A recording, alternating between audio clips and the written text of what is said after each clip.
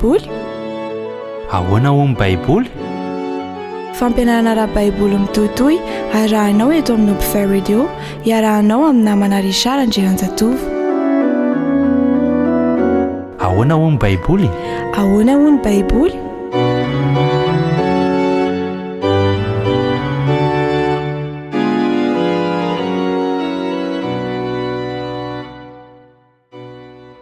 Raisiko fifaliana trany ny fiarahana aminao amin'ity androany ity. Miarabanao amin'ny anaran'i Jesosy Kristy, namako. Ny namanao Richard Andrianjatovo no manoloana anao amin'ny alalan'ny onjam-peo mamintsika. Hitantsika tamin'ny lasa ny fatezeran'ny Satana manoloana ny didifolo. Mbola tohizantsika izany amin'ity androany ity. Koa dia alohan'ny anaovantsika an'izany dia tsara trany aloha ny ivavahantsika, ametrahantsika ny fiarahana eo amin'Andriamanitra ary tsy teniteny foansika fa izay sitrapon'Andriamanitra no lazaintsika. Ivavaka isika.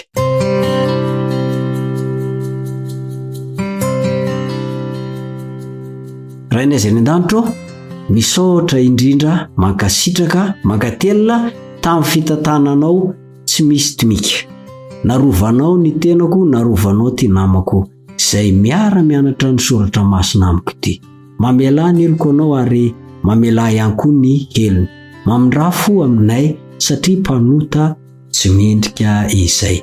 Koa amin'ity anio ity, meo anay ny fananao masina, ampianatra anay, anitsy anay, anoro lalana anay, anamboatra anay. Amin'ny anaran'i Jesosy no angatana izany mba ho fiainanay ny terinao ka ho vonina izay rehefa ho avy tsy ho ela eny amin'ny rahoan'ny Jesosy. Amen.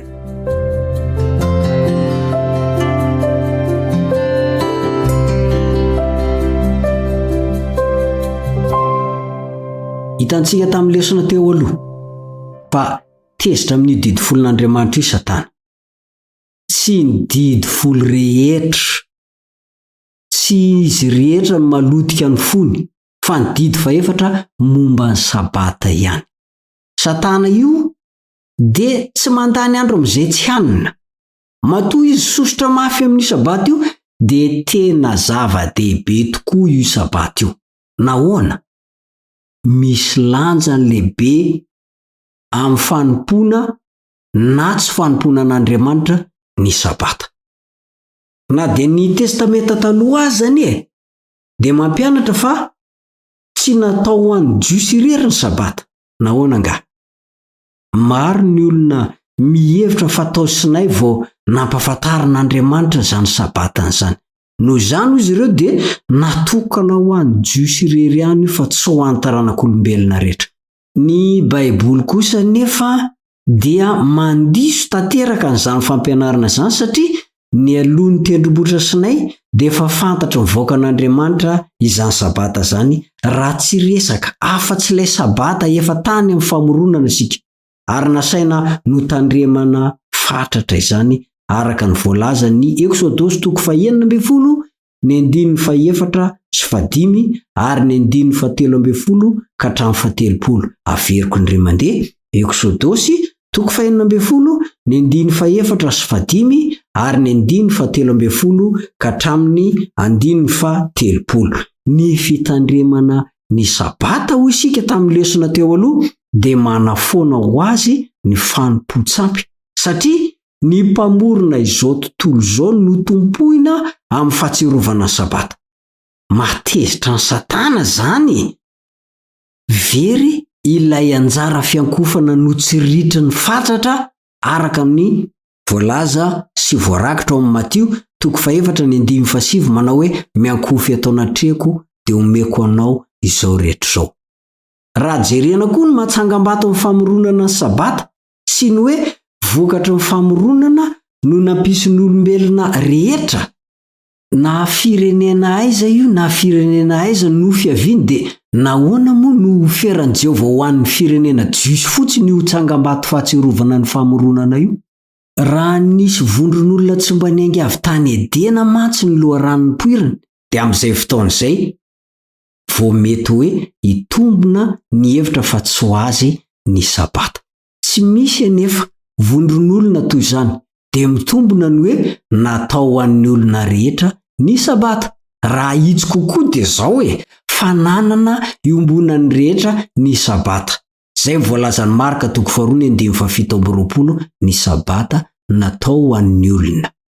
Satria tany ampiandohan'ny izao tontolo izao no efa nisian'io sabata io araka ny voalazan'ny Genesis 2:1-7 ka tokony faly tsy misy fameperana aminy rehetra. Tsy hafaly any Satana na oviana na oviana izany satria noketrehan'Andriamanitra hitondra fahafinaretana ny sabata hoy ny Isaia 8:17. Antsoiny mihitsy moa io hoe sabata fahafinaretana.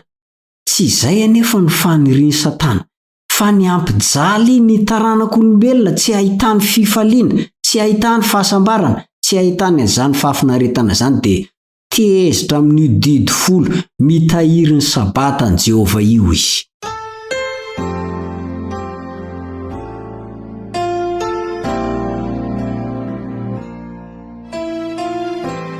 Manaraka izany dia famantarana manokana manambara fanavotana ny sabata. Nahoana nga?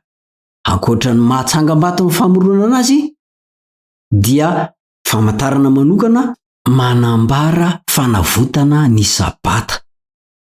Noho ny fiamorana nefa dia very izany. Koa rehefa afaka avy tao Egipta ny zanak'Israely dia lasa famantarana manokana teo aminy sy Jehova izany.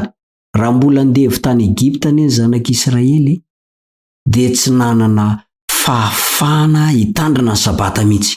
Saingy rehefa olona afaka izy ireo dia afaka nitandrina an'izany ankalalana tanteraka izy. Izay ny tian'io Deuteronomia 5:15 miteny hoe tsarovy fa andevy tany Egipta ianao. Ka rehefa afaka izy dia afaka mitandrina ny sabata.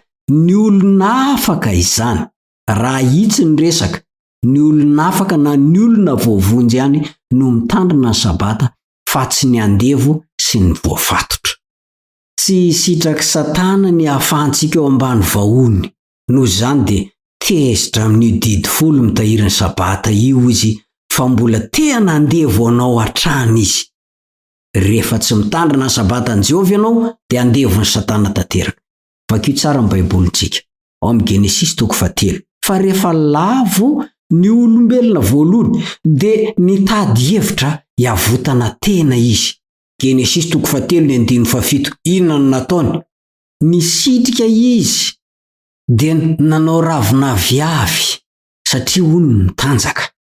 Tsy naomby anefa izany hevitra izany fa ilay mpamorona tompony sabata ihany no afaka mamonjy azy. Araka ny voalazan'ny Genesis 3:1-20. Tsy misy famonjena any ankoatra ny mpamorona sady tompony sabata. Tsy mahafaly any Satana ne izany satria ibaribary eo fa nampanantena famonjena mamitaka ivelan'ny fitandremana ny sabata sy ilay tompony sabata io devoly io. Asehony Isaia mazava tsara ne fa ny famonjena avy amin'ny Jehova dia tsy voafetra ho an'ny jiosy irery ihany. Izay ane no azonao vakiana ao amin'ny Isaia 4:15. Ho an'ny olona rehetra manaiky ho an'ny Jehova ihany, hoy ny 7 amin'io Isaia 4:15. Asehony tsara ny mazava-dehibe ny sabata satria mifandray amin'ny famonjena avy amin'ny Jehova izany. Isaia 4:15. Amin'izany no anehoany fa ho an'ny jentilisa ny fahamarinana sy ny famonjena ary ny fiainana mandrakizay araka ny voalazan'ny Isaia 1:7. Ary satria ho an'ny olona rehetra izany ny famonjena dia ho an'ny olona rehetra ihany koa ny sabata. Hoy ny Isaia 4:15. Tsy misy famonjena izany any ivelan'ny mpamorona. Ny sabata nefa no mampatsiahy fa Jehova no ilay mpamorona tompony sabata. Tsy manana fifaliana manoloana an'izany Satana ka dia miezaka izy mampiasa ny mpanompony manatsatso ny fitandremana ny sabata. Ankoatra ny mahafamantarana ny famoronana ny sabata, dia famantarana ny fanavotana amin'ny andro farany ihany koa io sabata io. Izay afara amin'ny famoronana vaovao. Ka ilay Andriamanitra namorona tamin'ny voalohany ihany no amorona indray. Andao nge vakionao tsara nge ny Isaia 5:12, ny 5:17, Isaia 5:12, ny 5:17 sy ny Petera 2, 7, ny 5:17. Petera 2, 7, ny 5:17. Ary farano amin'ny Apokalipsy 1:20, ny 1:20 zany. Apokalipsy 1:20, ny 1:20. Aorianan'izay famoronana izay dia mbola ho tsarovana ny sabatan'i Jehova. Isaia 9:12, ny 12. Tsy faly amin'izany Satana.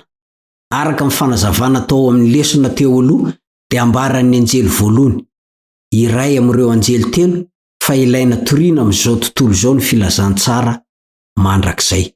Apokalipsy 1:12, ny 1:9 misy an'izay. Toy ny hita ao amin'ny Isaia 1:15, ny 1:20 ka hatramin'ny 7 ihany zany. Tsy vitan'izay fa nasehon'i Isaia fa mifamatotra amin'io afa-pamonjen'io tokoa sabata, izay anankiray amin'ny didin'Andriamanitra ao amin'ny afatry ny anjely telo. Apokalipsy 1:14, ny 1:12.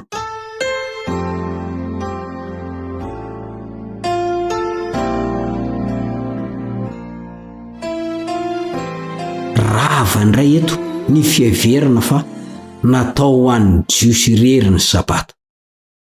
Raha ho an'ny olona rehetra amin'ny fanavotana amin'izay andro izay, dia ho an'ny olona rehetra ihany koa ny sabatan'i Jehova. Tsy mitombona mihitsy ny fihevitry ny be sy ny maro fandre matetika manohitra ny sabata hoe nofohanan'i Jesosy na novany na koa hoe noravany. Raha dinina ny fihetsika nasehon'i Jesosy manoloana ny sabata, dia tsy takatry ny sainany hoe nahoana no tonga amin'izany fehi-kevitra zany ny olona kanefa mba manan-tsaina ndinika kely ihany.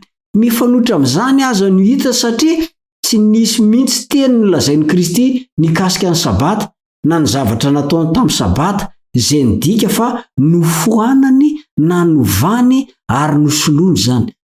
Ny adin'i Kristy sy ny fariseo nanoloana ny sabata dia tsy nikasika ny tsy tokony na ny tokony hitandremana ny sabata fa ny fomba nitandreman'ireo fariseo sy mpanorandalàna azy ireo no ady hevitra teo. Inona moa zany ny tokony adian'i Jesosy hevitra amin'izy ireo? Inona ny tokony atezitra an' Jesosy amin'izy ireo raha ohatra ka hoe nikasa ny hanafoana ny sabata Jesosy? Tsy misy tokoa. Tamin'ny vaty fisaka anankiroa no nanoratana ny didy folo ary ao anatin'izany ny sabata. Midika ho toetra maharitra sy manandanja ny didy folo ny vato nandraiketana azy. Napetraka tao anaty fiara izy, avy eo mba ho tehirizina ao amin'ny efitra masina indrindra, izay maneho ny fonenan'Andriamanitra mihitsy. Voatahiry miaraka ao amin'ireo didy hafa 7 ny sabata mba ahafolo azy ao ambanin'ny rakotra fanaovam-panavotana izay maneho ny seza fiandrianan'Andriamanitra. Ary resan'ny Apokalipsy 1:12, ny 1:17 sy ny Apokalipsy 1:15, ny 1:5, ny fiara mifanekena izay vata tao amin'ny fitoerana masina indrindra tamin'ny fanompo-pivavahana tao amin'ny fitoerana masina Israelita teto tany. Ary satria ny fitoerana masina any an-danitra no nalaina tahaka tamin'ny fitoerana masina tetỳ an-tany hoy ny Eksodosy 15:20, ny 17:10, ary ny Hebreo 1:9, ny 9 ka hatramin'ny 15, dia ny Apokalipsy 1:11, ny 9:17 sy ny Apokalipsy 1:15, ny 9:15 zany dia mampitodika ny mpandinika amin'ny Baiboly tsy amin'ny lalàn'Andriamanitra ihany fa amin'ny fitoerana masina ihany koa, satria indrindra fa amin'ny fitoerana masina indrindra ao an-danitra. Ary satria ny lalàna rehetra ary ao anatin'izany ny sabata dia tao amin'ny efitra masina indrindra tao amin'ny fitoerana masina izay nalaina tahaka tamin'ny fitoerana masina any an-danitra. Ny fahitana ny fitoerana masina any an-danitra zany dia mampitodika mivantana amin'ny didin'Andriamanitra, ary ao anatin'izany ny sabata. tsy mahafaly any Satany izany. Tapena mafy ny masom-panahy, tsy jery sy andinika ny didy folo. Faranako amin'izay, mampitodika antsika amin'ny famoronana taloha araka ny voalazan'ny Genesis 2:1-7 sy ilay famoronana vaovao avy ny sabata araka ny voalazan'ny Isaia 5:17 sy ny Isaia 4:12 sy 13. Natao an-taranaka Adama sy Eva rehetra zany araka ny voalazan'ny Marka 2:17 manao hoe ny sabata natao an'ny olona. Famantarana ny fanavotana an'izao tontolo izao ny sabata, ary nasehon'i Jesosy tamin'ny fampianarany sy ny fiainany mazava-dehibe zany. Ary ny asa fisoronana mampisorona be ataon'ny Kristiany an-danitra amin'izao fotoana izao eo anoloan'ny didy folo izay mitahiro io sabata io, dia manamafy sy mampanakery ny fahamarinana momba ny sabata. Mafiorina tsara ara-Baiboly mbola tokony hitandremantsika ny sabata, ary mafiorina sy tsy voaozongozona tahaka ny famoronana ihany zany. Jesosy engeka nitandrina ny sabata ny Jehovah fa tsy nanitsakitsaka, dia mba ahoana kosa ianao? Koa raiso ny fanapahan-kevitra androany, tsy hanitsakitsaka n'io andro masin'Andriamanitra io, fa kosa hanaraka ary akatoa ny baiko Jesosy sy hanao tahaka an'izay nataon'i Jesosy. Hotahin'ilay tompon'ny sabatany ianao, ary mametraka mandra-piona mandra-pitafa aminao ny namanao Richard Andrianjatovo. Veloma tompoko.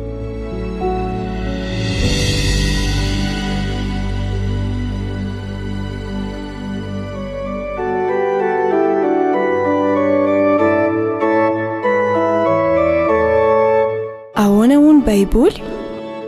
Ahoana hono Baiboly? Fampianarana ara-Baiboly mitohitohy arahanao eto amin'ny Upfare Radio, iarahanao amin'ny namana Richard Andrianjatovo. Ahoana hono Baiboly? Ahoana hono Baiboly?